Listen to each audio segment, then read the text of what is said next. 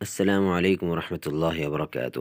آج کی حدیث شریف میں ہم رسول اکرم صلی اللہ علیہ وسلم کے سونے کے عمل کے بارے میں پڑھیں گے کہ آپ صلی اللہ علیہ وسلم کون سا طریقہ اختیار فرمایا کرتے تھے۔ تو یاد رکھیں، آپ صلی اللہ علیہ وسلم جب بھی آرام فرماتے تو دائیں ہاتھ دائیں رخسار کے نیچے رکھ کر آرام فرماتے، اور پھر اس کے ساتھ سونے کی جو دعائیں ہیں اور اذکار ہیں ان کا اہتمام فرماتے۔ تو چلیے بڑھتے ہیں آج کی حدیث شریف کی طرف۔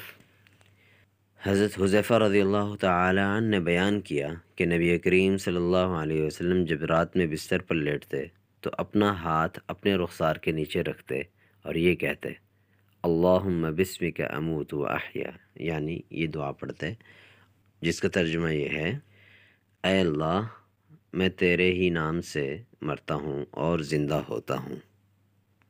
اور جب آپ صلی اللہ علیہ وسلم بیدار ہوتے تو کہتے، الحمدللہ الذی احیانا بعدما اماتنا والیہ النشور، تمام تعریفیں اس اللہ کے لیے ہیں جس نے ہمیں زندہ کیا بعد اس کے کہ ہمیں موت دے دی تھی، اور تیری ہی طرف جانا ہے۔ یعنی نیند سے اٹھنے کے بعد پھر آپ صلی اللہ علیہ وسلم کا معمول تھا یہ دعا پڑھنے کا۔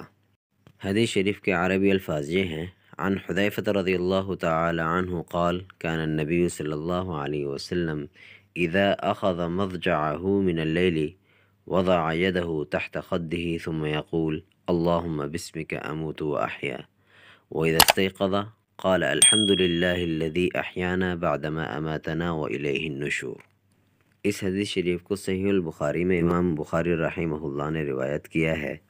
یہ چھوٹی چھوٹی سی دعائیں ہیں، چھوٹے چھوٹے سے اعمال ہیں، چھوٹی چھوٹی سی سنتیں ہیں جنہیں ہم اختیار کر کے بڑے بڑے اجر و ثواب کما سکتے ہیں، اور یقیناً جس نے اس کا اہتمام کیا تو اس کا سونا بھی ایک عبادت میں شمار ہوگا۔